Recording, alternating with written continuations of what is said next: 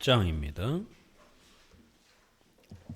3권 10장 현세 생활과 그 보조 수단들을 사용하는 방법.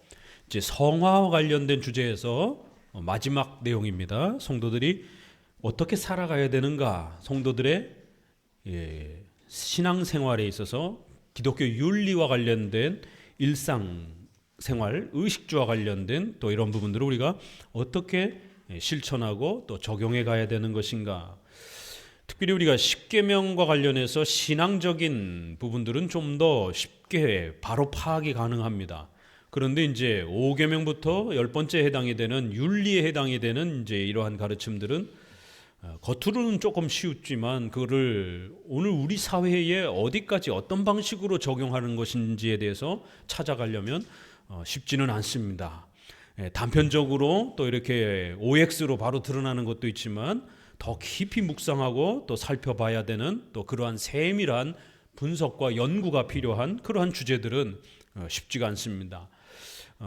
우리가 5계명과 관련해서도 국가와 관련해서 이렇게 어떤 정부와 어떤 정당을 또 우리가 선택할 것인가, 또 크리스천들은 어떻게 반기독교적인 정부에 저항할 것인가, 이러한 저항의 방법들을 어떻게 펼쳐갈 것인가, 또 크리스천들은 어떻게 선거해야 될 것인가, 이런 5계명 질서에 대한 권위에 대한 부분에 있어서 상당히 어렵습니다.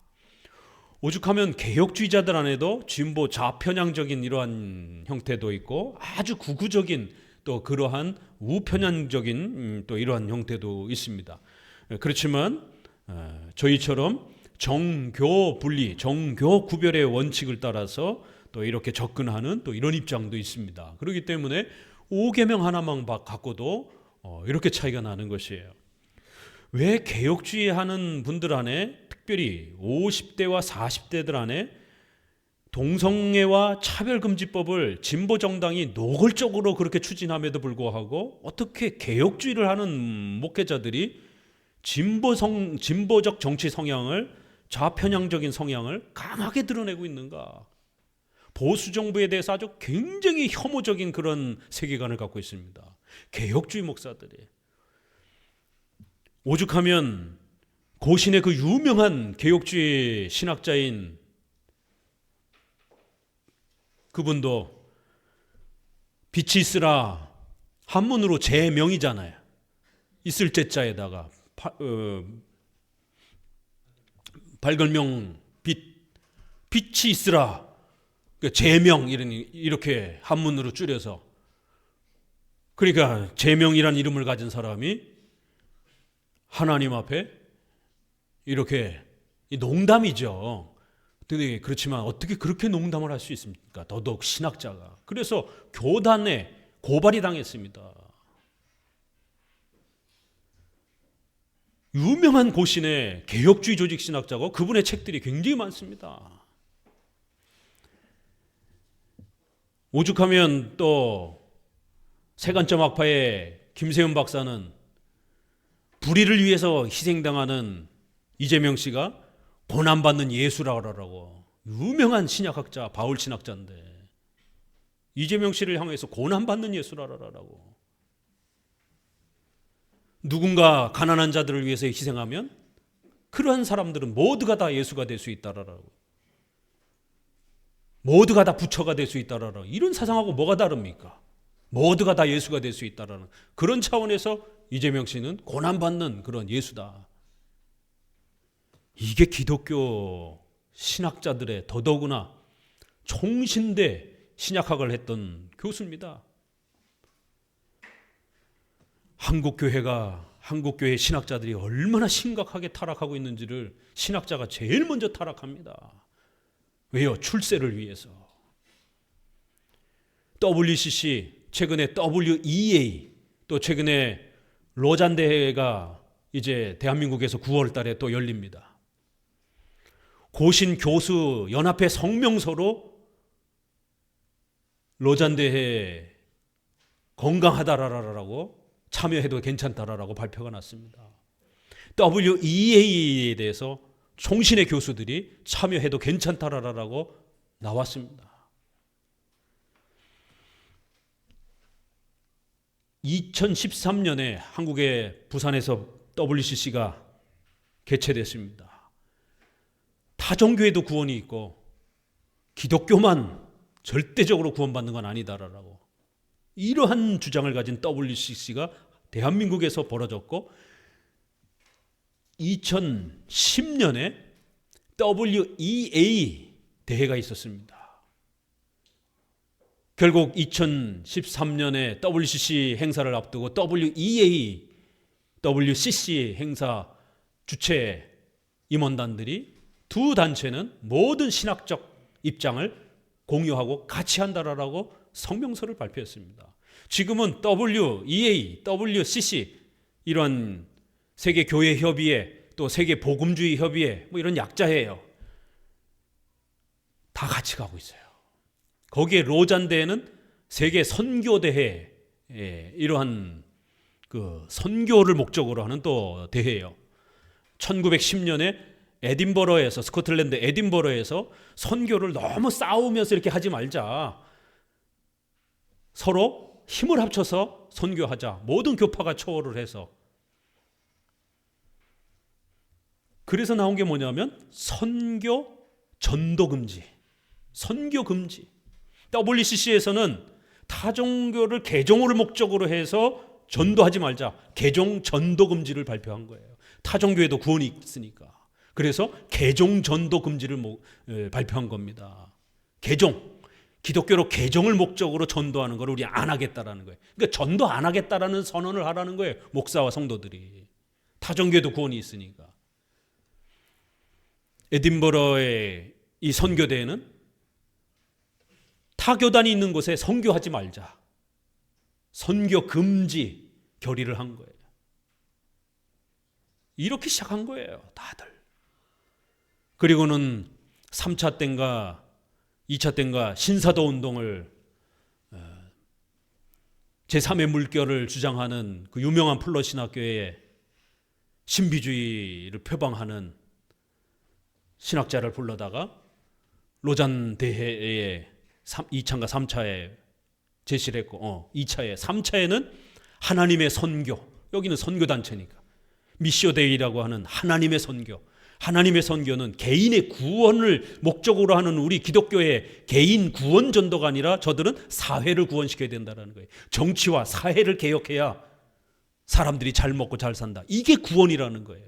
그래서 하나님이 선교한다라는 거예요. 이런 명칭을 들어서 하나님이 전 세계를 개혁한다라는 거예요. 예수 그리스도가 개인의 구원을 위해서 죄사함을 위해서 죽었다.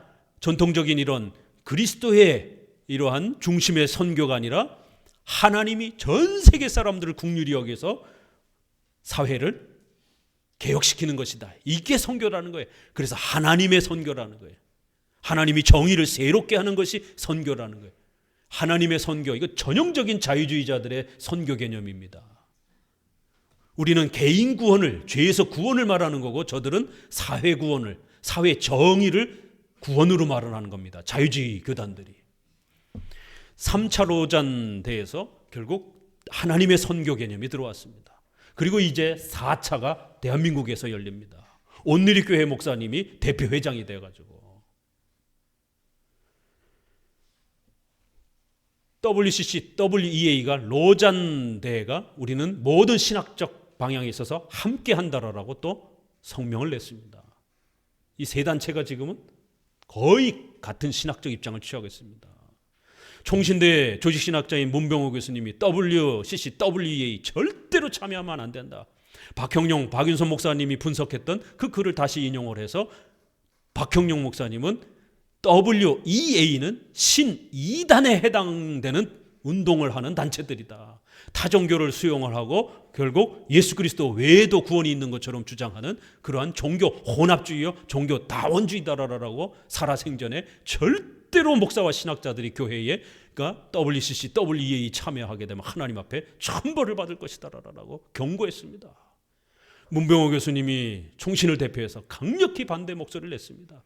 그런데 많은 총신에 또 찬성하는 교수들이 괜찮다라고 국제사회에서 우리가 따돌림 당하면 안 된다.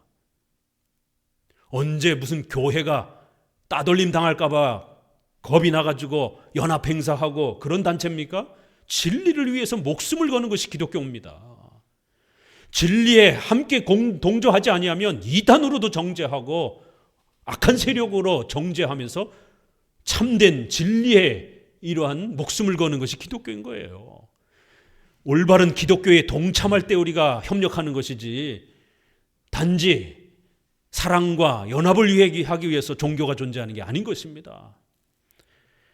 그런데 고신 교수 성명서가 한 사람도 아니고 고신의 교수 성명서로 그렇게 로잔 대회와 또 이러한 WEA 이런 부분들에 참여 가능하다라고 일선 목회자들이 도대체 여기에 참여해야 되느냐 말아야 되느냐, 여기에 헌금을 해야 되느냐 말아야 되느냐 이런 고민을 하니까 신학회 교수들이 답변을 내린 게 이 모양 이 꼴입니다. 지금 한국교회 전체가 붕괴되고 있어요. 더더구나 신학교 교수들이 앞장서서 예수 그리스도 외에도 구원이 있다라고 버젓이 주장을 하고 있습니다. 눈물과 탄식으로 저와 여러분 기도하셔야 됩니다. 예레미야 에스겔을 읽으면서 나라가 붕괴하고 교회가 붕괴 직전에 있었던 그 시절처럼 우리는 탄식하면서 기도하셔야 됩니다. 지금 대한민국의 교회가 그렇게 침몰 직전에 있는 것이에요. NCCK라고 하는 진보연합단체, 감리교, 성결교, 구세군, 순복음교회, 기장, 통합측, 장로교, 자유주의를 표방하는 이러한 장로교 다 속해 있습니다. 심각한 거예요. 교회 갈 데가 없어요. 얼마 전 부활절 행사 봤잖아요. NCCK와 연합해서 그 부활절 행사를 한 겁니다. 버젓이 4월 초파일에 이제 또 보세요. 4월 초파일 날 절에 가가지고 목사들이 불교나 기독교나 모두가 다 같은 것이다라고 이렇게 외치는 NCCK 진보적인 그러한 자유주의적인 입장을 표방하는 교단입니다. 교파입니다.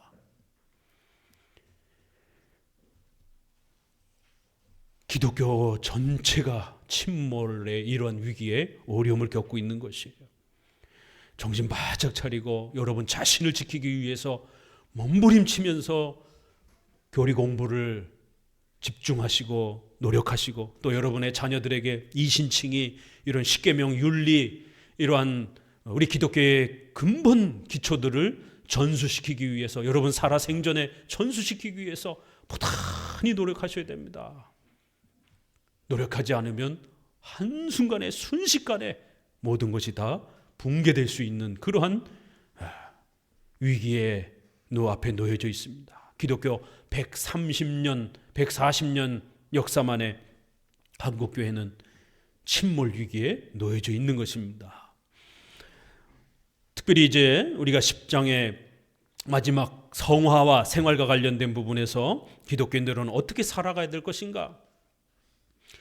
이렇게 종교 혼합주의와 또 더 나아가서는 기독교를 핍박하는 이러한 국가와 이러한 사회 제도와 법들 앞에서 특별히 크리스천들은 더더욱 어떻게 살아가야 되는 것인가? 저 산속에 들어가서 회피주의와 염세주의와 금욕주의 형태로 세상을 다 등지고 제세례파처럼 신비주의자들처럼 그저 기도나 하고 이렇게 살아야 되는 건가? 아니면 세속주의자들처럼 세상을 바꾸자라라고 정치를 바꾸자라라고 사회정의를 인권을 확립하자라라고 그렇게 동성애를 인권이라고 주장을 하면서 그러한 세속주의 국가와 문화관을 펼칠 것인가? 안타까운 것은 카이퍼, 바빙크 이런 일반 은총 기독교 윤리와 생활을 체계화하고 정립해준 이 기라성 같은 3대 칼빈주의 학자들의 일반 은총과 관련된 이 책들이 개혁주의의 진보적 성향을 가진 신학자와 목회자들에 의해서 번역이 되고 있습니다. 너무 안타까운 현실이에요. 세물결 플러스라고 하는 우리나라의 가장 진보적인 자유주의를 표방하는 출판사가 카이퍼의 많은 책들을 번역해 놨습니다. 우리의 선생님이니까 우리가 그 책을 사서 읽을 수밖에 없습니다. 그러나 그것을 출판한 출판사와 저자들은, 번역자들은 대부분 진보 자유주의적 성향을 가진 그런 분들이라는 거예요. 어쩔 수 없이 읽긴 읽지만 또 그 표현이라든가 번역의 또 이러한 단어들을 또 상당히 조심해 가면서 이렇게 읽어야 됩니다. 이게 우리의 현실들인 거예요.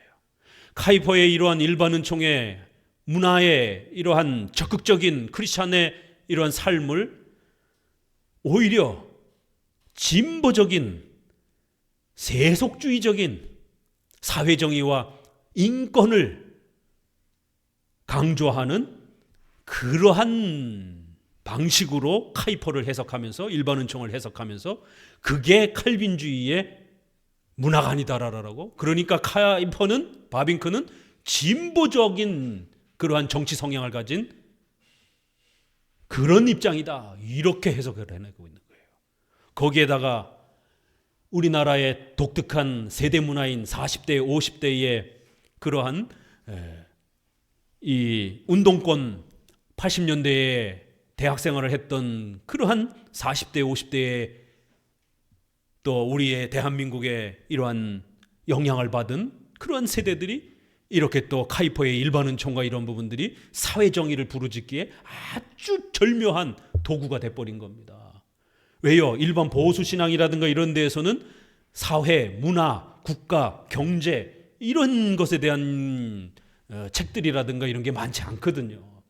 근데 카이퍼, 바빙크 이런 분들이 일반 은총을 주장하면서 기독교 윤리를 주장하면서 문화에 대한 개혁이라든가 이런 부분들을 많이 말했다 보니까 마치 그게 자신들의 입장을 대변해 주는 것처럼, 그렇기 때문에 개혁주의는 사회정의를 이루어야 되고 인권을 확립해야 되고 동성애와 이러한 부분들에 있어서 종교차별과 이런 부분들을 정의와 평등의 개념으로 접근하면 얼마든지 사회정의가 이루어질 수 있는 것처럼 카이퍼를 거기다가 근거로 쓰는 거예요.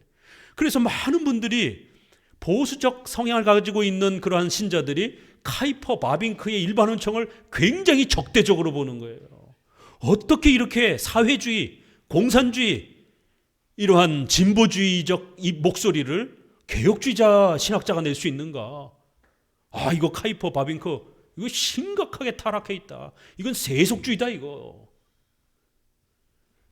카이퍼, 바빙크가 잘못된 게 아니라 그분들을 악용해서 오늘 대한민국의 진보주의적인 좌평양적인 그러한 정치관을, 사회정의를 주장하려고 하는 개혁주의 목사들에 의해서 남용이 된 겁니다. 그래서 제가 오죽하면 보수적 관점에서 카이퍼의 일반 은총을 읽어야 된다라고 그렇게 콘텐츠를 만들어서 동영상을 올리기도 했을 정도예요. 카이퍼는 절대로 세속주의적인 자유주의적인 사회정의와 동성애를 인권이라고 주장을 하는 그러한 사회정의적 문화를 주장한 분이 아닙니다.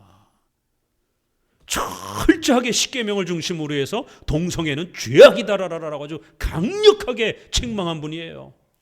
1800년 후반대와 1900년 초가 공산주의, 사회주의가 폭발하던 때이기 때문에 카이퍼, 바빙크도 그 공산주의, 사회주의의 영향이 유럽 일대를 휩쓸고 있을 때 1, 2차 세계대전이 그런 영향을 받잖아요. 그분들도 그 역사의 소용돌이 속에 있었던 겁니다. 그래서 카이퍼도 공산주의에 대해서 이건 반기독교적이다라고 아주 강력하게 사회주의적 평등 사상과 인권 개념은 절대로 기독교적 개념이 아니다라고 강력하게 비판을 했습니다. 그런데 오늘날 진보 좌평양적인 그러한 이 개혁주의 목사들이 그걸 가져다가 40대 50대 신학자들이 사회주의적인 자유 개념, 평등 개념을 부르짖고 있는 것이. 최근에는 공공신학이라는 것을 또 외치더라고요. 공공신학. 왜 전통적인 조직신학, 우리 개혁파 신학 그냥 이 정도에서 머무르면 돼요. 자유주의자들이 인권을 강조하기 위해서 해방신학, 민중신학, 여성신학, 흑인신학, 최근에는 생명신학, 환경신학, 동성애신학, 공공신학 이렇게 자꾸 이름을 갖다 붙이는 거예요. 보수적 신앙은 너무 개인의 구원에만 치우쳐 있기 때문에 이런 문화에 대한, 윤리와 생활에 대한 공공의 유익에 대한, 이익에 대한 공공의 문화에 대한 이런 부분들이 부족하다라는 거예요. 기독교는 반드시 공공의 이러한 문화와 유익에 힘써야 된다라는 거예요. 공동재산, 공동 그러한 또 경제, 공동 그러한 분배, 공동 기업, 공동 그러한 권리, 평등, 정의, 인권의 다른 말이 공공으로 많이 쓰는 것이에요. 그래서 최근에 개혁주의자들이 공공신학을 또 그렇게 부르짖더라고요. 유럽이나 저쪽 이 남아프리카 이런 쪽에서 공부하고 오신 분들이 아니 한 3, 4년 전부터 공공신학 이름도 낯선, 들여다봤더니 사회적인 인권, 문화에 대해서 우리는 적극적으로 사명 감당해야 된다. 이게 로잔 대회의 로잔 선언문입니다. 로잔 언약이라고 별도로 그 신앙고백서가 나왔습니다. 개인의 구원에만 머무르지 말고 사회의 정의와 인권을 동시에 개혁하면서 교회와 사회가 동시에 건강해져야 된다. 아주 그럴듯하잖아요. 결국 사회 구원을 주장하는 겁니다. 사회의 정의와 사회의 이 인권이 개혁되지 않으면 교회의 개혁은 반쪽짜리라는 거예요. 아니죠. 개인의 구원과 교회의 개혁이 우리 기독교인의 주 목적인 거고, 부수적으로 우리는 사회의 빛과 소금의 역할을 할 뿐인 겁니다. 그 사회가 개혁되든 안 개혁되든 우리는 개인의 이신칭의를, 죄사함에 대한 이 전도를 가장 강력한 기독교의 본질로 지키며 살아가는 거예요.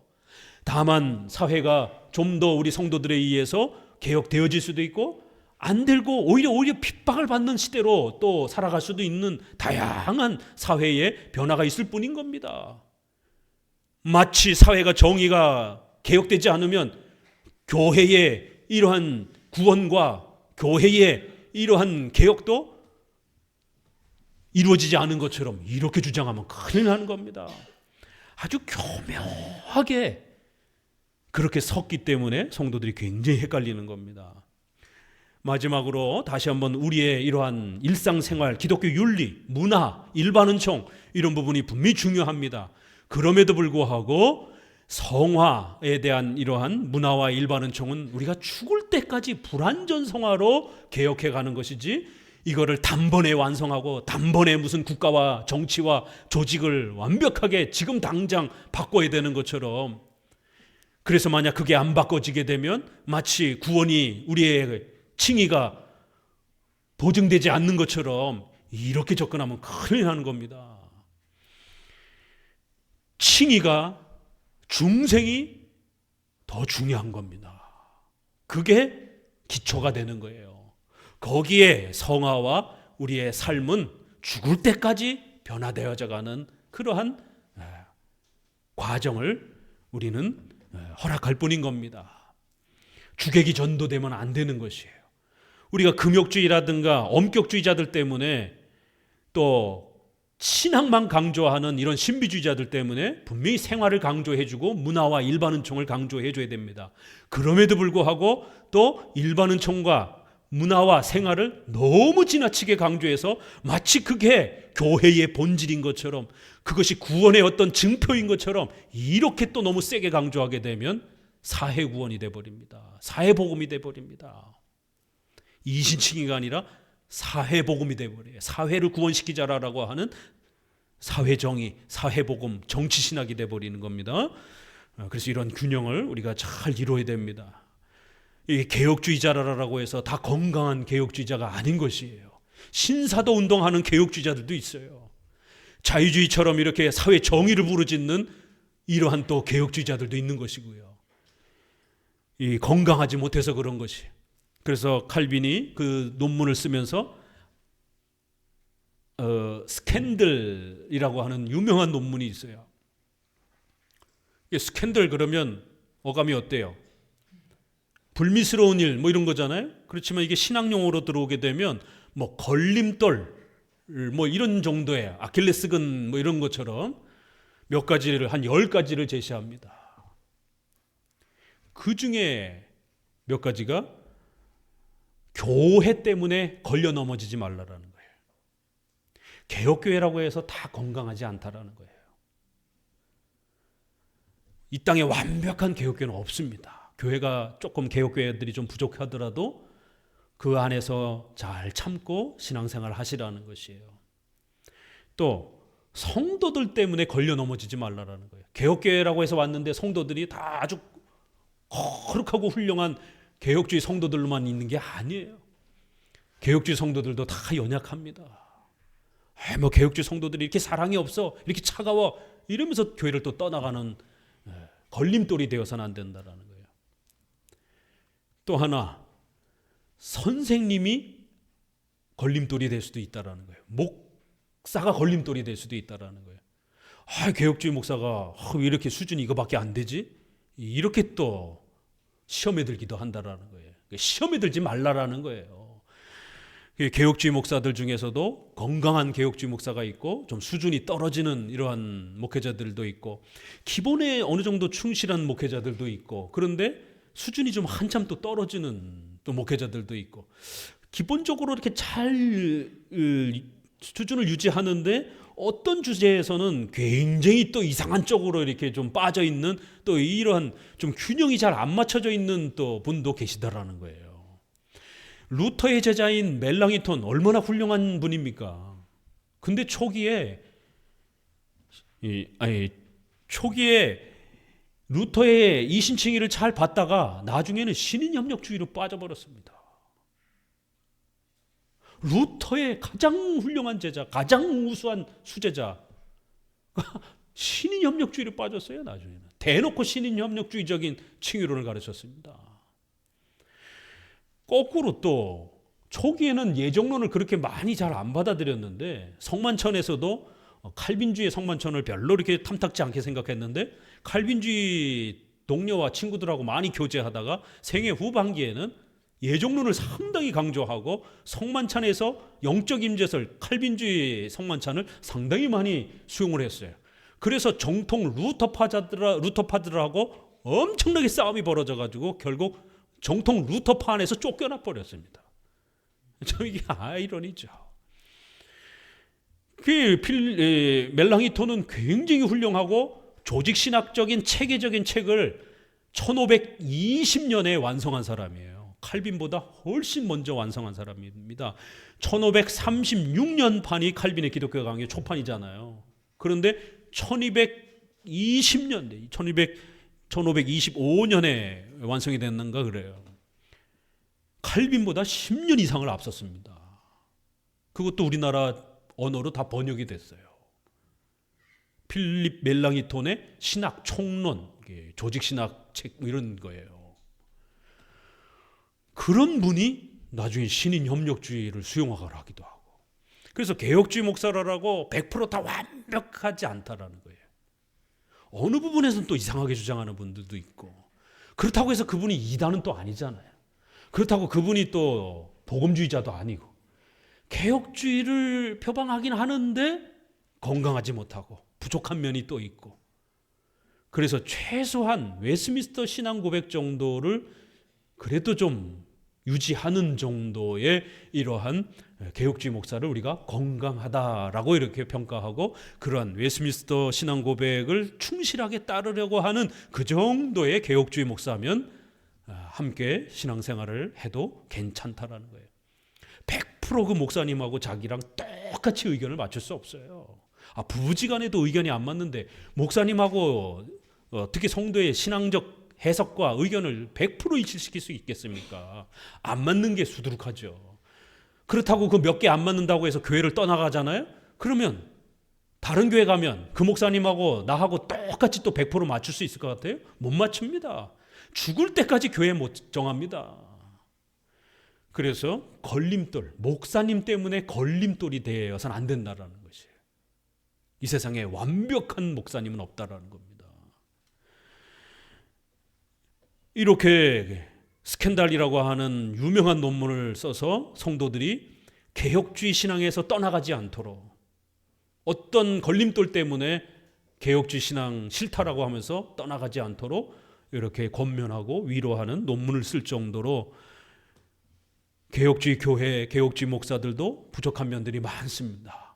그래도 다른 복음주의 목사들보다, 신학자들보다는 훨씬 훌륭한 거예요.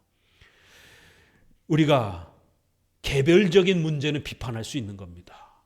그러나 그렇다고 해서 그분이 이단이거나 침례교 목사거나 신비주의 목사거나 또 이렇게 말할 수는 없는 거예요. 개혁주의를 그래도 표방하긴 하는데 좀 부족하거나 건강하지 못한 또 이런 면들을 잘 구별해서 이렇게 평가해야 됩니다. 제가 설교 중이라든가 또 이렇게 개인 권면 중에 이런 오늘날 한국교회 신학자와 목회자들의 이 중요한 신학적 교리에 있어서 미스가 나는 부분에 대해서 제가 엄히 경고하고 비판도 하고 또 인터넷에 거기에 대한 논평을 쓰기도 합니다. 그렇다고 해서 그분이 개혁주의자가 아닌 것처럼 또 이렇게 말하는 건 아닌 거예요. 이걸 오해하면 안 됩니다.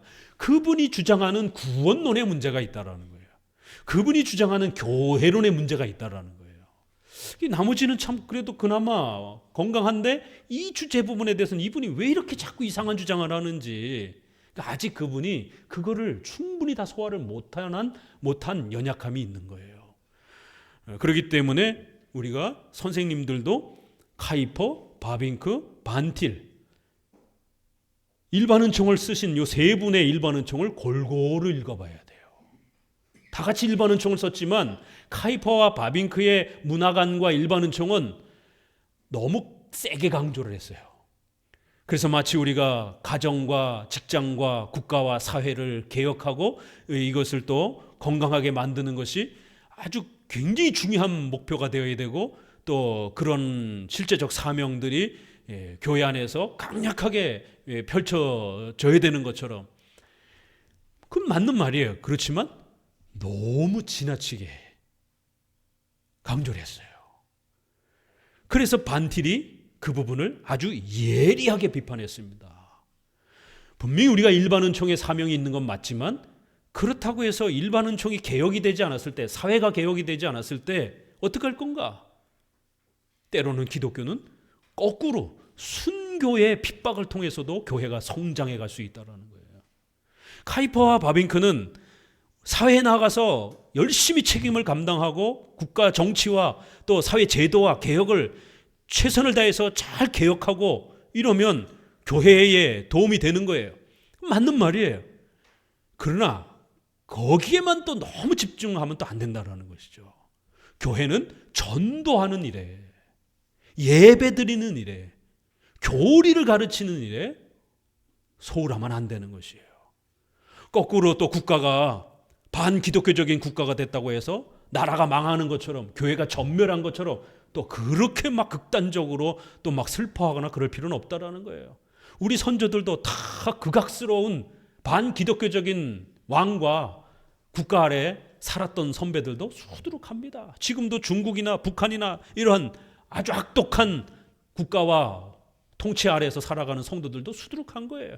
그러나 오히려 순교의 이러한 희생이 많을 때 교회가 더 성장하는 신비로운 역사도 있는 거예요. 교회가 국가와 사회의 제도에 이러한 건강한 기독교적 제도와 문화가 잘 건강하게 완성되어져 갈 때 교회가 부흥하기도 합니다. 그러나 순교를 통해서 성도들이 다 핍박을 받고 눈물을 흘리고 죽을 것 같은 그런 고통 속에서 오히려 또 그 순교의 피를 통해서 교회가 성장해가는 반전의 역사도 있는 거거든요. 그러니까 이 부분을 너무 카이퍼나 바빙크는 좀 소홀히 했어요. 그러다 보니까 진보 자유주의 계열에 있는 이러한 개혁주의자들이 옳거니 문화 건설의 사명은, 일반은총의 사명은 교회 건설보다, 이신칭의와 중생을 가르치는 것보다 사회개혁에 더 적극적으로 우리가 크리스찬이 앞장을 서야 되는 것처럼, 머리에 데모를 띠를 두르고 크리스찬이 피켓 들고 제일 먼저 나서야 되는 것처럼 이렇게 오해를 한 거예요. 까딱 잘못 적응하게 되면 그런 실수를 하게 됩니다. 그래서 신학자들끼리도 자기가 처한 그 사회의 형편에 따라서 어느 걸 조금 더 강조하다 보면 조금 실수를 하게 되는 거예요. 박형룡, 박윤선 목사님이 아주 훌륭한 분이지만 우리 사회가 6.25와 일제시대를 겪다 보니까 곧 금방 종말이 오고 예수님의 재림이 와서 좋은 세상이 열릴 것처럼 이런 기대감을 고통스러운 성도들에게 당장 핍박을 받으며 죽음을 앞두고 있는 살아가는 성도들에게 우리가 곧 죽더라도 새로운 세상이 예수님의 재림이 금방 빨리 올 것처럼 이렇게 전천년주의로 강조를 할 수밖에 없는 그런 시절이 있었다는 거예요. 그러다 보니까 대한민국은 유독 세대주의 전천년이 강한 거예요. 이쪽은 역사주의적 전천년이라 이렇게 말해서 우리가 이쪽은 그래도 요한계시록의 또 다른 해석으로 존중을 하는 거예요. 그러나 세대주의적 전천년은 이단입니다. 똑같은 전천년이지만. 그래서 계시록과 종말론에서는 무천년적인 상징적으로 해석하는, 너무 시간적으로 해석하지 않는, 너무 문자적으로 해석하지 않는 이런 무천년주의적인 그러한 개혁주의적 종말론이 훨씬 더 균형 있는 겁니다. 그렇다고 박형룡, 박윤선 목사님이 개혁주의자가 아닌 게 또 아니잖아요. 그 종말론 부분에서 약간 실수를 한 것이죠. 이렇게 생활 부분에서는, 역사 부분에서 아주 극단적으로 일반은총을 무시한다든가 또 일반은총은 너무 강조해서 사회정의를 극렬하게 강조하는 또 이런 부분들 항상 조심하셔야 됩니다. 최종 정리를 해보게 되면 십계명을 가지고 우리의 생활 윤리를 세워가는 것입니다. 십계명을 가지고 판단하시는 거예요. 그렇지만 십계명은 들여다보기가 굉장히 까다롭고 어렵다라는 것. 십계명 자체도 어렵지만 그 십계명이 오늘 우리 사회의 어느 부분에 어디까지 확장되고 적용될 수 있는지 일반은총을 또 우리가 자세히 들여다봐야 되는 이런 국가 사회 문제, 또 생명윤리와 관련해서 특별히 우리가 시험관 악이라든가 이런 부분들은 한 10개 정도 수정체를 만들기 때문에 거기에서 한 2개 정도를 자궁에다가 이렇게 넣어주고 임신을 시킨단 말이에요. 그래서 쌍둥이가 많이 태어나는 거예요. 그러니까 다른 방법으로 많이 난임 부부들이 시험을 이렇게 도전을 해보다가 그래도 안 되면 나중에 시험관 아기로 돌아섰는데, 그럼 우리 개혁주의 입장에서 이 시험관 아기 시술 방법을 허용해야 될 것인가 말아야 될 것인가에 대한 엄청난 고민이 있는 겁니다. 왜요? 강제로 10개 정도 수정을 해서 그중에 가장 건강한 2개만 자궁에다가 안착을 시키는 거예요. 나머지는 버립니다. 7, 8개는 수정이 된 건데도 불구하고 버린단 말이에요. 이걸 크리스찬의 양심으로서 수정된 태아를 어떻게 버릴 수 있는가에 대한 고민이 있는 겁니다. 왜요? 우리는 수정체를 생명으로 보기 때문에. 수정이 됐으면 생명체입니다. 그래서 배아 복제 실험을 할 때 불교는 8일까지는 생명체라고 보지 않더라고요. 그래서 옛날에 황우석 박사가가 그 8일 배아에 8일 배란이 될 때 8일까지 전에는 아무렇게나 실험을 해도 괜찮은 이런 사고가 있는 거예요. 불교식 사고에는. 그들의 해석이에요. 그렇지만 우리는 8일이고 10일이고 상관없다라는 거예요. 수정이 된 순간 그건 태아라는 겁니다. 그래서 우리가 낙태를 금지하는 것처럼 과학이 발달이 되면서 수정체 개념까지 나왔잖아요, 이제는. 그러면 수정체도 낙태에 해당이 되는 거예요. 수정체를 버리게 되면. 낙태의 개념이 과거에는 배가 불러가지고 임신이 됐을 때만 그 아이를 제거하는 것을 낙태로 해석했습니다. 그렇지만 과학이 발달이 되면서 이렇게 수정체 개념이 나왔고 더 자세한 생명에 대한 해석이 나온 겁니다. 이렇게 6계명 하나를 해석하는 데 있어서도 살인하지 말라를 어디까지 적용해야 되는 것인지, 그러면 시험관 아기를 무조건 반대하는 건 아니지만 그러면 적어도 어떤 제한은 있어야 된다는 거예요. 그러면 여성이 자신의 몸에 엄청난 데미지를, 고통을 감수하고 시험관 아기를 하고 싶으면 수정체를 너무 많이 만들지 말고 의사 선생님하고 잘 합의해서 한 2개 정도 이렇게 만들어서 2개를 그냥 몸에다가 다 자궁에다가 안착을 시키는, 그렇게 해서 만약 2개를 안착시켰는데 2개가 다 자연 유산이 됐어요. 그러면 정상 부부에서도 자연유산이 되는 경우들이 많이 있잖아요. 그러니까 자연유산은 우리가 낙태라고 하지 않습니다. 그러니까 그렇게 해서 하나가 유산이 되든 두 개가 다 유산이 되든 그냥 자연유산으로 가든지 이 정도의 아주 좀 제한적으로 접근할 수밖에 없다라는 거예요. 왜요? 이건 생명윤리와 연결이 되기 때문에 까딱 잘못하면 자기도 모르는 사이에 낙태의 죄를 범하게 된단 말이에요. 그러니까 이런 부분들은 변호사, 의사, 신학자, 국회의원들 이런 사람들이 모여서 각자의 입장을 충분히 이야기하면서 사회적 합의를 이루어야 된단 말이에요. 쉬운 게 아닙니다. 이게 개인이 결정할 수 있는 문제도 아니고 이렇게 십계명을 일반 은총을 또 적용할 때는 그 사회의 사회적 합의점 또 교회가 해석한 각 교단의 교회법적 해석을 충분히 고려하셔야 되는 거예요.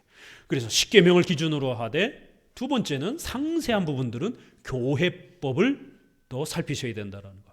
교회법이란 교단에 공적으로 세워진 교회법도 있고 그 교회법을 가지고 개교회가 목사님과 당회의 공적인 해석과 판단을 통해서 성도들의 삶을 돌봐주는 권징의 질서가 있는 거예요. 그렇기 때문에 목회자의 설교와 권면을 통해서 또 공적인 답을 찾는 겁니다. 목사님도 성도들에게 이렇게 했으면 좋겠다 저렇게 했으면 좋겠다라고 권면을 할 때 교단의 법에 어긋나지 않는 범위 내에서 교단의 법을 순종하면서 성도들에게 하나님의 뜻을 권면하는 것이에요. 그게 장로 정치 질서인 겁니다. 성경에 문자적으로 안 나와 있는 부분들을 우리가 어떻게 끌어낼 것인가는 이게 쉬운 문제가 아닙니다. 여러분 일상생활에서 여러분이 뭔가를 하려고 할 때 이게 하나님의 뜻인지 아닌지 성경에 명백하게 안 나타났을 때 어떻게 할 거예요? 경제 부분의 다양한 파생 상품들, 국가의 이러한 저항의 선거와 이런 부분들, 또 생명윤리와 관련된 이런 다양한 복잡한 문제들 여러분 어떻게 판단할 겁니까? 그렇기 때문에 십계명을 기준으로 그 다음에 교회법을 기준으로 교회법이란 목사님은 반드시 교단의 질서를 따라야 되고 성도들은 목회자의 권면에 순종하면서 쫓아가셔야 되는 거예요. 또 목회자는 자기 마음대로 권면하는 게 아니라 반드시 그 교단의 교리 표준과 정치 질서인 교회 헌법의 기준에 맞춰서 성도들의 삶에 이게 하나님의 뜻이다 아니다를 권면하셔야 되는 겁니다. 그래서 목사님이 우리 성도들에게 설교를 통해서 또 개인적 권면을 통해서 이게 하나님의 뜻입니다. 이건 하나님의 뜻이 아닙니다. 라고 기준을 잡게 되면 모두가 함께 순종하고 복종하셔야 되는 거예요. 여러분의 마음에 맞는 것만 복종할 겁니까? 여러분의 마음에 안 맞는 거는 복종 안 할 거예요. 그러면 어떻게 할 거예요? 차별금지법 이런 게 성경에 어디 있어요? 구체적으로 국가 제도와 관련된 부분에서 이거는 그 시대의 교회가 해석해낸 거예요. 이 정도 국가가 압박하게 되면 이건 종교의 자유를 예배의 자유를 압박하는 것이다라고 이거는 우리가 거부하겠다라고 교단들이 판단하는 겁니다. 개인이 난 그렇게 생각 안 해 이렇게 하면 안 되는 것이에요. 그런 것처럼 개인적인 여러분의 의식주와 관련해서도 이렇게 가셔야 됩니다. 이거 하셔야 됩니다. 라고 목회자가 권면하면 고민하지 마세요. 뒤돌아보지 마세요.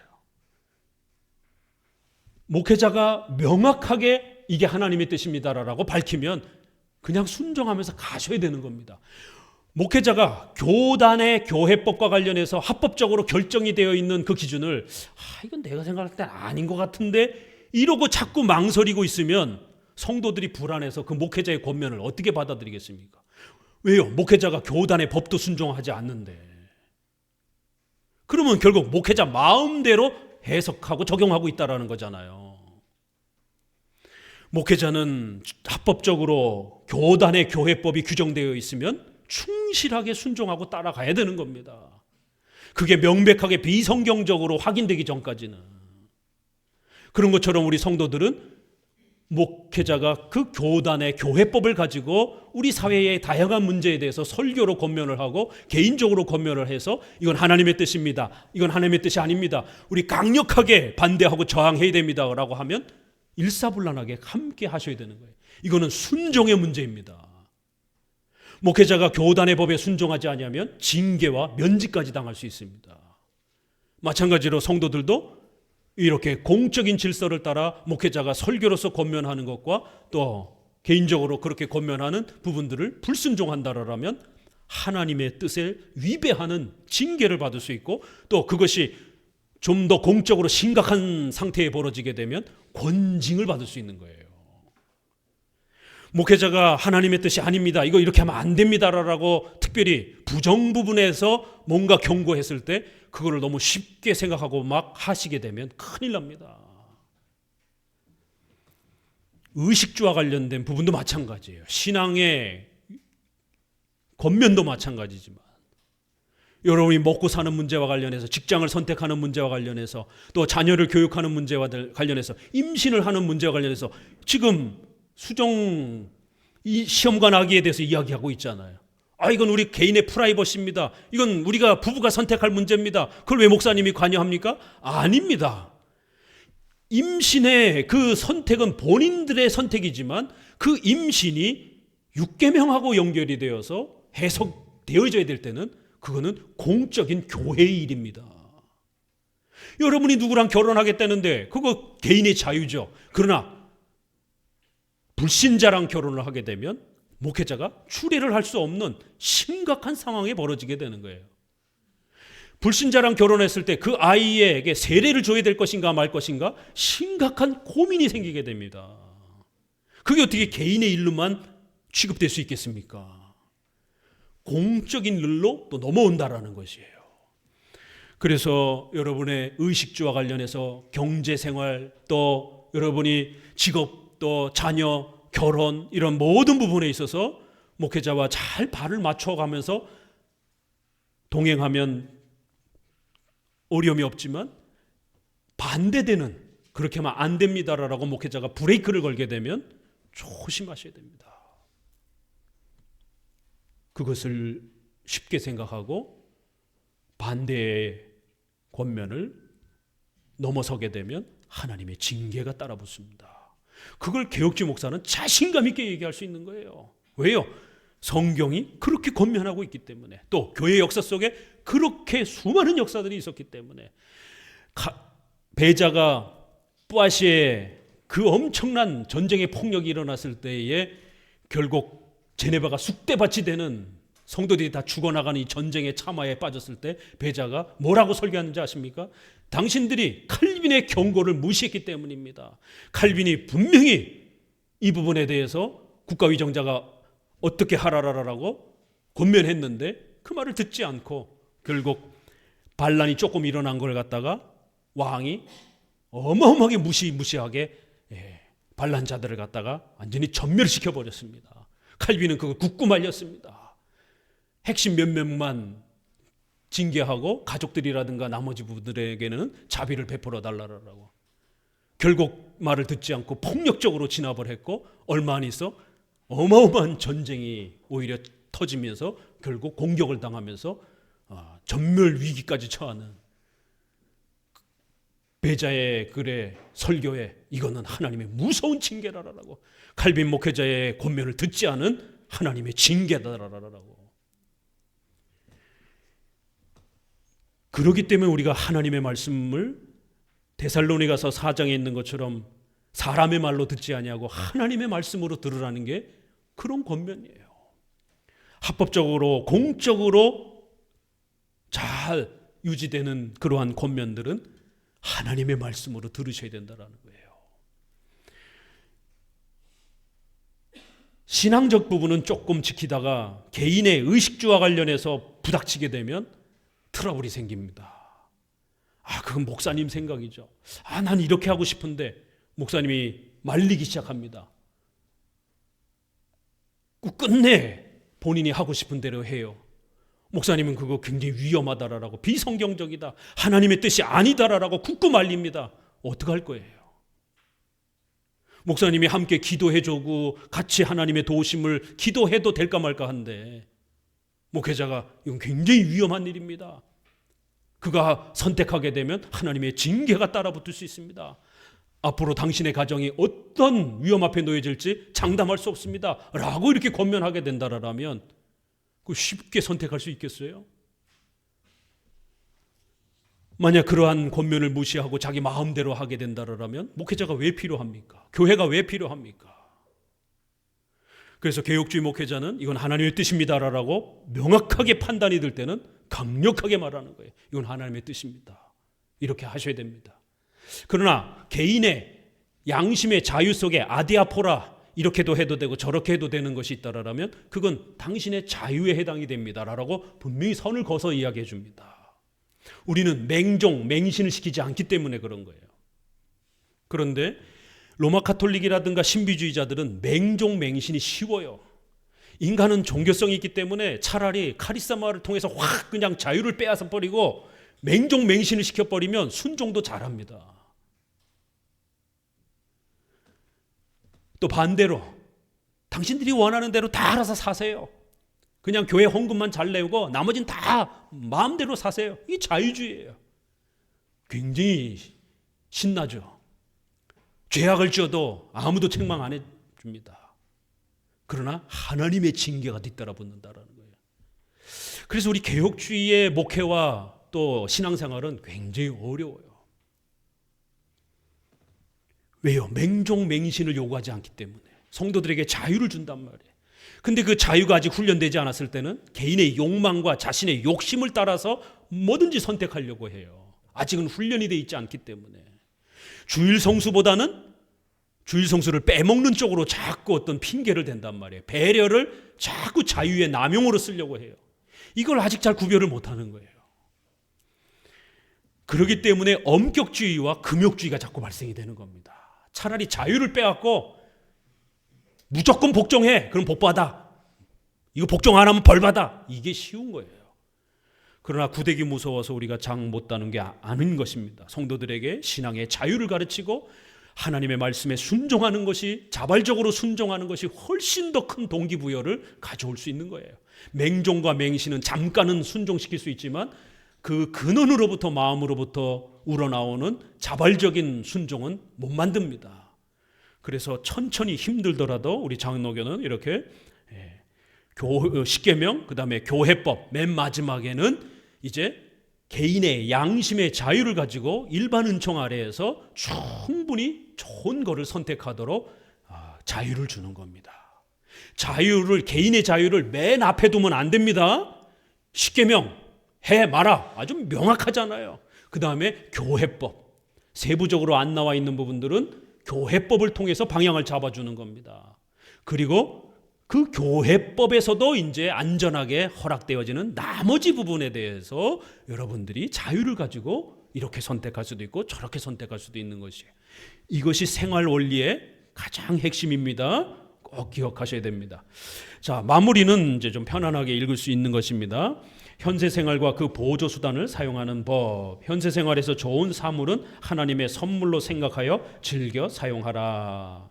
이 일반 은총을 얼마든지 마음껏 사용하라는 것이, 우리는 금욕주의가 아닙니다. 근데 조심하셔야 돼요. 자유를 주니까 남용을 자꾸 해요.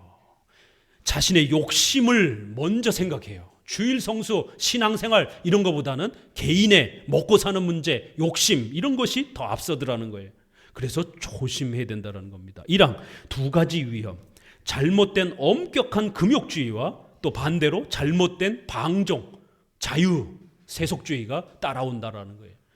이 금욕주의도 문제지만 엄격주의도 문제지만 남용, 세속주의, 자유주의도 문제가 된다라는 거예요. 이 둘 다 조심하시라는 거예요. 두 번째 줄부터 읽어봅니다. 이 문제는 우리의 생활을 설계하는 데 있어서 등한시할 수 없는 것들이다. 우리가 살아가려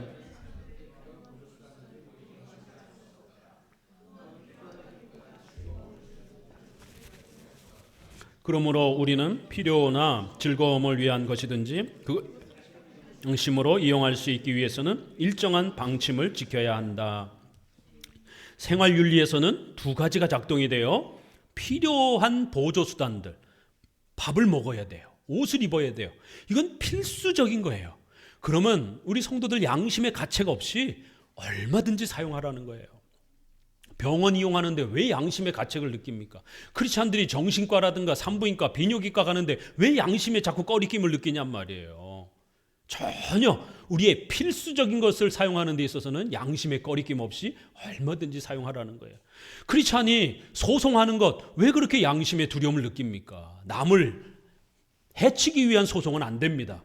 그러나 내 재산을 지키고 내 권리를 지키는 소송은 얼마든지 할 수 있는 겁니다. 크리스찬에게 있어서 필요한 보조수단들, 필수수단들은 반드시 얼마든지 사용하라는 거예요. 그런데 두 번째가 또 있다라는 거예요. 우리에게 즐거움을 주는 수단들도 있다라는 거예요. 칼빈주의는 여기서 한 걸음 이렇게 더 나간다라는 겁니다. 금욕주의는 필수수단도 아주 제한시켜요. 그냥 밥만 먹게 만드는 거예요. 어디 성도들이 사치스럽게 커피를 먹느냐라고, 어디 크리스찬이 사치스럽게 파마를 하고 화장을 하느냐라고 이렇게 얘기를 하는 거예요. 금욕주의와 엄격주의자들은.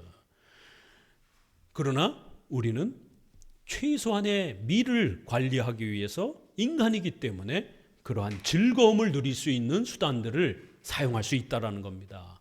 사치와 극단적인 이러한 남용이 아닌 이상에는 얼마든지 즐거움을 주는 좋은 또 그러한 수단들도 하나님이 복으로 주셨다라는 겁니다. 밑에서 둘째 줄, 만일 우리가 이 세상을 단순히 지나갈 뿐이라면 현세에 좋고 유익한 사물을 이용하더라도 그것이 우리의 갈 길을 방해하지 않고 오히려 돕는 범위 내에 사용해야 한다는 것이다. 두 번째에서 여섯째 줄, 다섯째 줄부터 읽어보면 다섯째 줄입니다. 두 번째 단락. 다른 점에서는 선하고 거룩한 이 사람들이 생각한 유일한 방안은 필요성이 요구하는 범위 내에서만 물질의 이용을 허락한다는 것이었다. 그들의 생각은 경건한 것이었으나 지나치게 엄격하였고 주의 말씀에 비해서 사람의 양심을 더욱 구속하려고 하였다. 이것은 대단히 위험한 일이다. 엄격주의자들. 그러니까 이러한 삶의 문제를 이게 너무 엄격주의, 금욕주의로 접근하는 사람들이 있다라는 거예요. 둘째 줄 아래에서 보면 그래서 맨빵, 물, 밥만 허락하는 거예요. 무슨 크리스찬들이 맛있는 음식을 먹느냐라는 거예요. 이러면서 아주 엄격하게 금욕주의적 입장을 취합니다. 누가 그렇습니까? 신비주의자들, 경건주의자들, 최근에 회중파 청교도 추구하시는 분들 굉장히 엄격합니다. 크리스찬들의 문화생활 못하게 만들어요. 그 타락한 거고 죄라라고 말합니다. 근데 벌써 칼빈 시대에 벌써 이런 이야기들이 다 나온 거예요. 그런 엄격주의 대단히 위험한 자들이라는 거예요. 방종한 생활을 막고자 그렇게 성도들에게 자유를 빼앗으면서 금욕주의로 끌고 가면 안 된다라는 겁니다. 방종도 문제지만 금욕주의도 문제라는 거예요. 밑에서 둘의 여섯째 줄 읽어봅니다. 이 자유에는 아무런 제한이나 구속할 것이 아니라 각자의 양심에 일임하여 자기에게 합당하다고 여겨지는 대로 그것을 사용하도록 해야 한다고 한다. 정확한 법률 조문으로 양심을 구속하는 것이 불가능하다는 것을 나도 인정한다. 그러나 성경에는 합당한 사용에 대한 일반적인 표준이 있으므로 우리는 거기에 따라 우리의 사용을 제한하는 것이 마땅하다. 근데 또 거꾸로 자유를 너무 강조하는 자들은 왜 목사님이 내 개인의 프라이버시를 자꾸 침해합니까? 그건 우리 가정이 부부가 알아서 결정하겠습니다. 목사님이 왜 자꾸 이래라 저래라 합니까? 너무 시시콜콜이 우리 가정사에 대해서 너무 개혁주의 목사들은 너무 많이 간섭한다라고 이런 얘기를 많이 해요. 목사님이 너무 강요한다라고. 개혁주의 목회자가 십계명을 성도들에게 가르치는 것이 이 강요로 느껴져요. 왜요? 내 개인의 자유를 침해한다고 생각하는 거예요. 보세요. 얼마나 정확한가. 금욕주의도 문제지만 또 반대로 자유를 너무 강조하는 자들이 있다는 거예요. 자유에는 아무런 제한이 없어야 되고 각자의 양심에 따라서 그냥 자기가 알아서 판단하고 부부가 알아서 판단하면 되지 그걸 왜 교회가 자꾸 간섭하느냐라고 이렇게 주장하는 자들이 있다는 거예요. 개인의 자유만 이렇게 너무 강조하는 자들이 있다는 겁니다. 이것도 잘못된 거라는 거예요. 하나님의 뜻에 따라서 우리의 의식주와 관련된 생활 수단을 잘 우리가 판단하기 위해서는 일반적인 표준이 성경에는 분명히 제시되고 있다는 겁니다. 성경이 가르치는 그 표준을 제시하는 게 강요입니까? 아니죠. 그건 하나님의 말씀에 순종하는 겁니다. 강요가 아니라 말씀이 명령하는 것은 우리가 따라야 되는 것이지, 말씀을 명령하는 것을 강요라라고 하게 되면 어떻게 신자로 살아가겠습니까? 그래서 성경에는 이렇게 생활과 관련된 일정한 기준이 있기 때문에 목회자들은 이러한 일정한 기준을 성도들에게 부단히 가르쳐서 금욕주의로 빠지지 않도록, 또 세속주의, 자유주의로 빠지지 않도록 성도들을 잘 붙잡아 줘야 된다는 거예요. 그러면 대원칙이 뭐냐라는 거예요. 2항 240페이지에 같이 읽습니다. 우리가 따를 원칙은 이것이다. 즉 하나님께서 여러 가지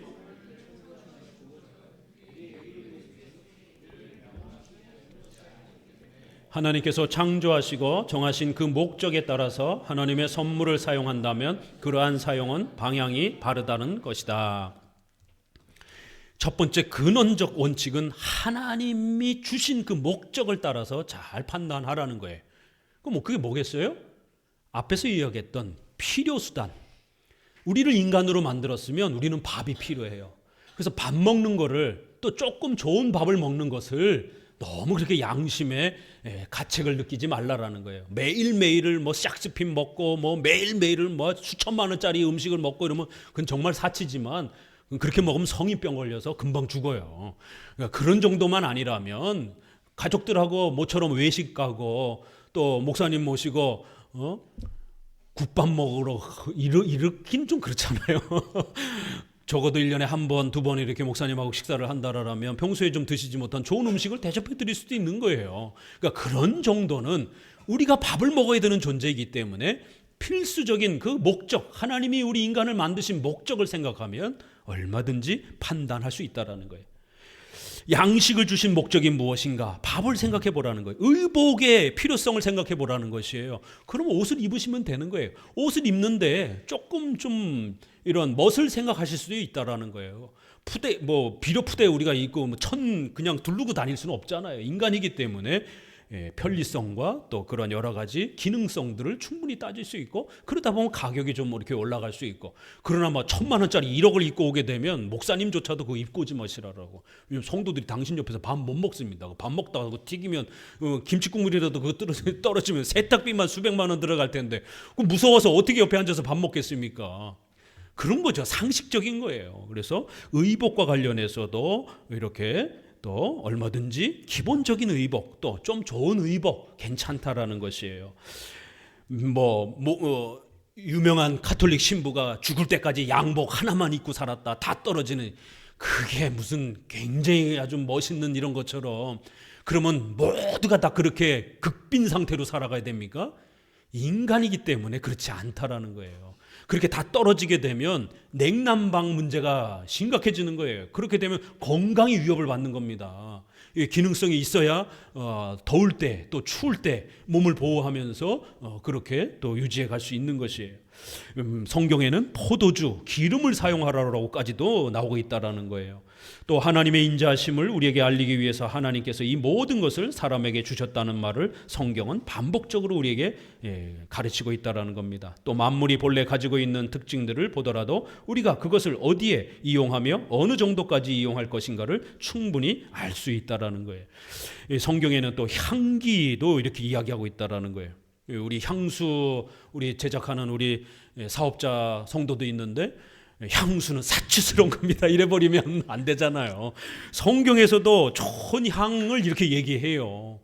그렇기 때문에 이러한 향을, 일반 냄새보다 또 우리가 좋은 향을 이렇게 몸에 또 뿌릴 수도 있고, 그런 향을 이렇게 또 즐기는 것 얼마든지 가능하다라는 것입니다. 밑에서 둘째 줄, 한마디로 주께서는 필요한 이용 가치를 떠나서 우리가 보기에 아름다운 것들을 많이 만드시지 않았는가. 그러니까 필수적인 수단도 당연히 선택해야 되지만, 또 즐거움을 주는 이런 고급 그러한 의식주 문화도 얼마든지 크리스찬에게 가능하다라는 거예요. 다만 조심해야 되는 것은 돈이 없는데 섭리의 법칙을 존중하면서 사용하라는 거예요. 내가 지금 돈이 없으면 아직은 좀 더 고급스러운 그런 의식주를 선택하면 안 되는 겁니다. 내가 돈이 없으면 너무 고급차, 또 고급 그러한 식사라든가 이런 부분들은 자제를 해야 되는 거예요. 자신의 경제적 형편에 맞게 사용하시면 되는 겁니다. 사망, 우리는 하늘로부터 받은 이러한 각종 은혜를 무절제하게 사용하거나 재리를 탐할 것이 아니라 우리의 소명을 따라 충실히 섬겨야 한다. 사망, 선물을 주신 이를 우러러보면 옹졸한 생각과 방종을 막을 수 있다. 편안한 표현입니다. 다 아까 처음에 말했던 그 기본 세 가지 원칙만 기억하시면 돼요. 같이 읽어봅니다. 첫째 줄, 그러면 피조물의 이용을 필요한 용도에만 제한하는 몰인정한 철학을 버려라. 그것은 하나님의 자비로우심에 합당한 열매를 우리에게 빼앗는 사악한 생각이며 인간을 무감각한 목석으로 만들지 않고서는 실행할 수 없는 생각 때문이다. 이 금욕주의를 경계하라는 거예요. 아주 사악한 생각이라는 겁니다. 근데 개혁주의 안에 금욕주의를 부르짖는 그러한 엄격주의를 생활을 강조하는 분들 굉장히 많습니다. 특별히 우리 개혁주의 성도들 안에도 마찬가지예요. 영화 구경 한번 하는 것, 외식 한번 하고 이러는 거 아주 굉장히 엄격하게 제한하고 이러시는 분들이 상당히 많이 예전에 그런 영향을 받은 분들이 있어요. 부지런히 걸러내셔야 됩니다. 가족들하고 좋은 영화, 또 좋은 음악회, 또 좋은 그러한 산책 얼마든지 즐기셔요. 그 양심에 이렇게 죄악을 느끼며 이렇게 괴로워하지 않아도 된다라는 거예요. 그러나 동시에 다음 읽습니다. 우리는 육의 정욕을 억제하는데도 못지않는 노력을 기울여야 한다. 육의 정욕은 절제하지 않으면 한없이 흘러 넘친다.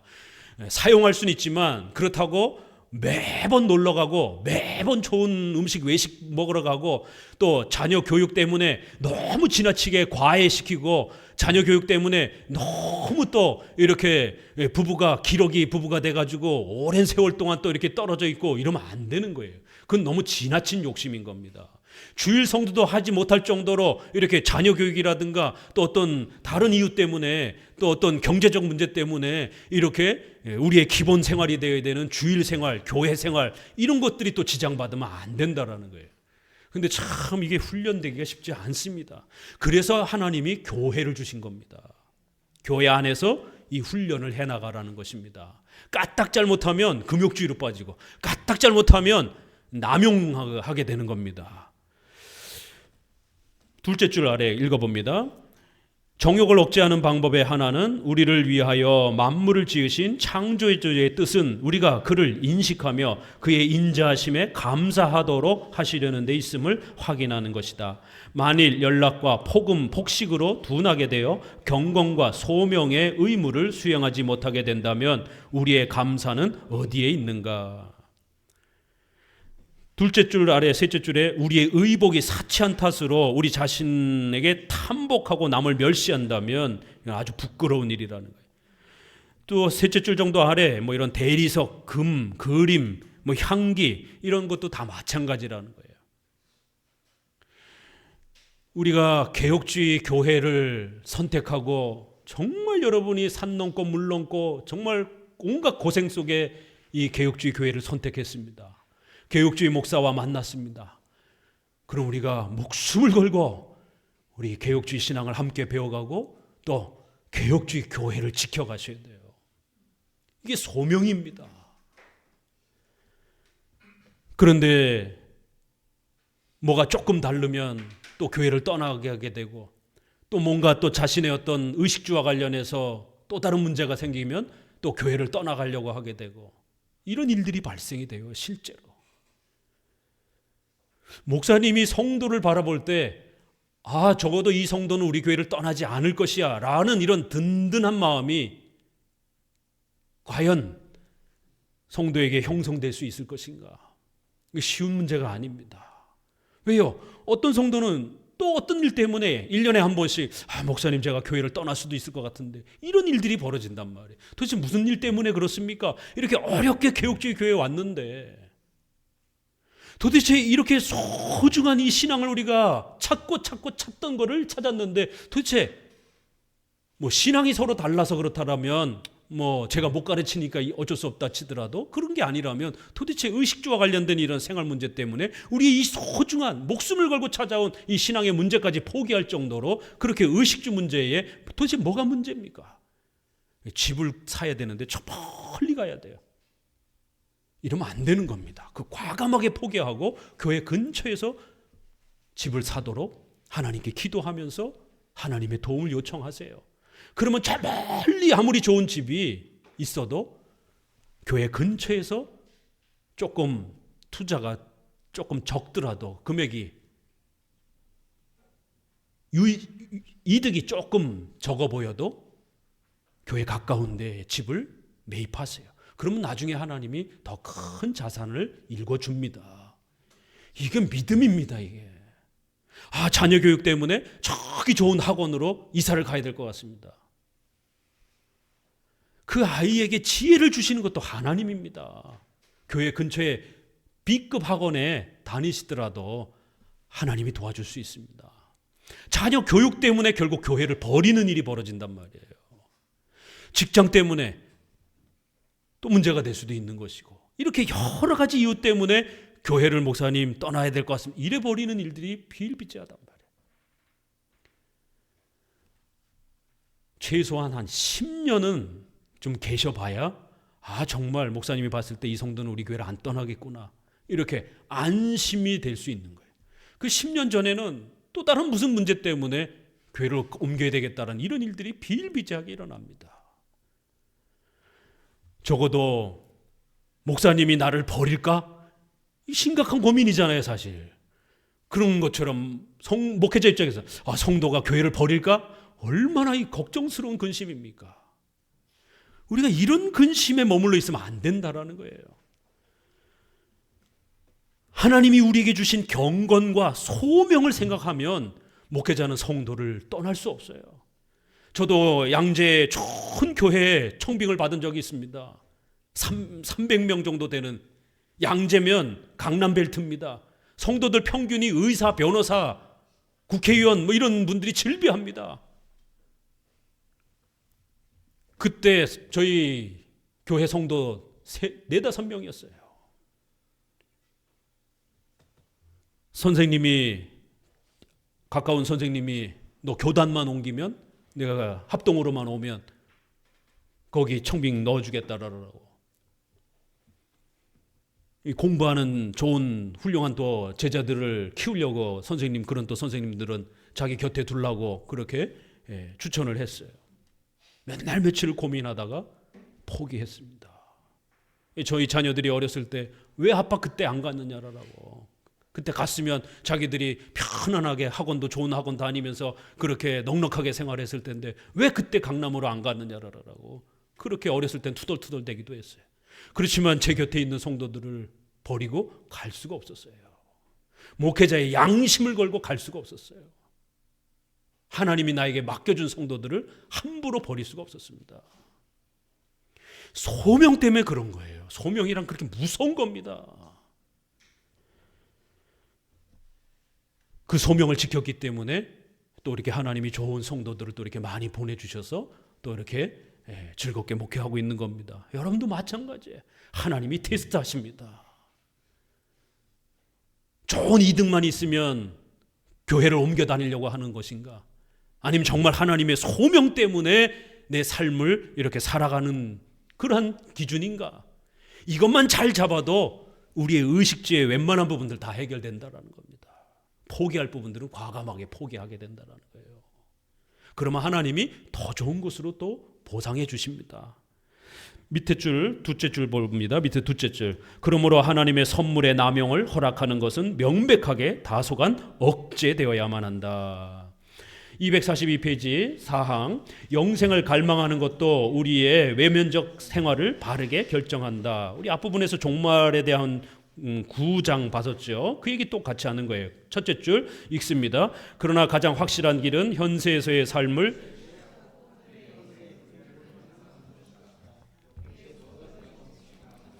첫째는 세상 물건을 쓰는 자들은 다 쓰지 못하는 자같이 하며 안에 있는 자들은 없는 자같이 하며 매매하는 자들은 없는 자같이 하라는 바울의 교훈이다. 둘째는 빈곤을 조용히 참고 견디며 부유함을 절제하라는 것이다. 두 번째 달라. 그러므로 외면적인 일에 대한 신자의 자유를 고정된 조문으로 속박해서는 안 된다 하더라도 확실히 자유는 이 법에 복종해야 한다. 여러분의 자유를 너무 풀어놔서는 안 돼요. 내 마음대로 다 결정할 수 있지. 아닙니다. 여러분의 자유는 절제되어야 됩니다.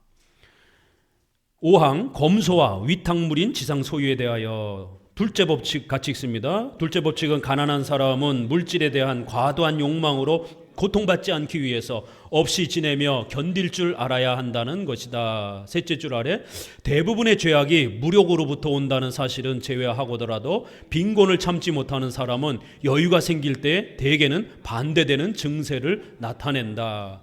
그러니까 이제 앞부분에서는 부자들에 대해서 절제하라라고 이렇게 권면한 거예요.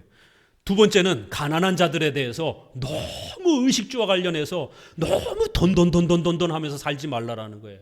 너무 자식 성공 때문에 살지 말라라는 거예요. 너무 내 집 마련 때문에 모든 걸 걸지 말라라는 거예요. 로또 1등 맞잖아요? 완전히 파산한다라는 겁니다. 그렇게 가난한 사람들이 갑자기 돈이 생기게 되면 이 욕망이 절제를 못한다라는 거예요. 그래서 금방 다 써버리고 욕망만 남아가지고 결국 빚을 내서 또 그 무력을 채우게 되는, 보세요, 물욕. 결국 대부분의 죄악은 가난했을 때는 쓰고 싶은 그 욕망 때문에, 그래서 갑자기 부자가 되고 갑자기 자식이 성공이 되고 갑자기 그런 성공을 이루게 되면 방탕해진다라는 거예요. 그래서 가난할 때는 또 잘 참는 것, 가난할 땐 좀 없어도 견디는 법을 배워야 되고, 또 부자일 때는 그걸 너무 또 이렇게 자랑하거나 남용하지 않도록 조심하라는 거예요. 자, 두 번째 단락, 그뿐 아니라 성경에는 지상 물질을 이용하는 데 대한 지도 법칙이 있다. 사랑에 대한 교훈을 논할 때 그것에 대하여 언급한 일이 있다. 둘째 줄 아래 그 물질은 우리에게 맡겨진 것으로 우리가 언젠가는 청산해야 된다고 명하셨다. 쭉 내려오셔서 밑에서 셋째 줄, 사람을 즐겁게 하는 물건이 사람의 정신을 정절과 순결에서 떠나게 하거나 그 마음을 흐리게 할 때는 친히 전적으로 배격하셨다. 반드시 우리에게 맡긴 것 하나님 앞에 다 고해야 된다라는 거예요. 나중에는 우리에게 주신 건강, 자식, 재산, 이런 모든 것 어떻게 썼는지, 무엇을 위해 썼는지 하나님 앞에 낱낱이 다 고해야 된다라는 겁니다. 우리는 맡겨진 삶이라는 거예요. 이런 정신을 갖고 살으라는 겁니다. 6항 주의 부르심이 우리의 생활 양식의 기초임. 다 소명을 생각하라는 겁니다. 첫째 줄, 끝으로 우리가 주의해야 할 점은 주께서 우리 모든 사람이 모든 행동에서 각각 자기의 소명에 관심을 둘 것을 요구하신다는 것이다. 다섯째 줄 아래 각각 사람에게 그 독특한 생활 양식에 따라 의무를 지정하셨다. 그리고 아무도 자기의 한계를 경솔히 벗어나지 않도록 그 다양한 생활들을 소명이라고 부르셨다. 그러므로 각 개인에게 주께서 지정하신 생활 방식이 있다. 그것은 일종의 초소 같아서 사람이 생각 없이 인생을 방탕하지 않도록 하시려고 지정하신 것이다. 245페이지 두 번째 단락 첫째 줄, 그러나 이 이상 더 예를 들지 않겠다. 모든 일에 있어서 선행의 시초와 기초는 주의 부르심에 있다는 것만 알면 넉넉하다. 여섯째 줄, 밑에서 여섯째 줄 결론을 읽습니다. 각자의 생활 양식에서 받는 불편과 근심과 권태와 불안에 대해서 이 모든 것이 하나님께서 지워주시는 것이라는 것을 믿을 때에 모든 사람들은 그것을 참고 견딜 것이다. 여기서 또한 소명임을 알고 순종하면 아무리 낮고 천한 일일지라도 하나님 앞에서는 빛날 것이며 아주 귀한 것으로 인정받을 것이라는 유일한 위안이 생길 것이다. 10장을 마쳤습니다. 기도합니다.